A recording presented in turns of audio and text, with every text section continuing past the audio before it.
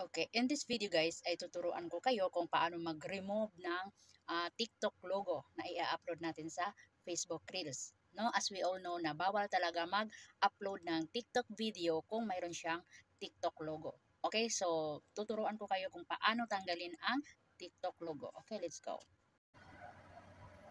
Okay, ang first thing natin gagawin guys is i-click natin ang TikTok logo. Tapos punta tayo sa ating profile. Hanap tayo ng video na gusto nating i-upload sa Facebook Reels. Tapos tanggalan natin ng logo. Okay, let's say itong video na to. Ayan, click natin yan. Ayan. Hello? Ang ingay. Okay, then i-click natin tong 3 dots.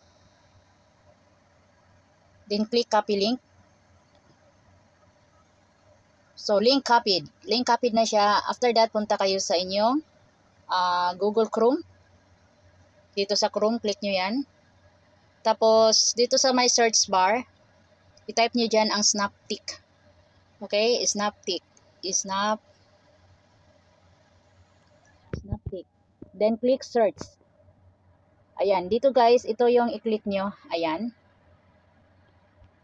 Tapos, i-paste nyo dito ang link na kinuha nyo sa TikTok ng video. Click nyo dyan. I-paste. Then, click download. Click download. Okay. Then, scroll up. Click download again. Ayan.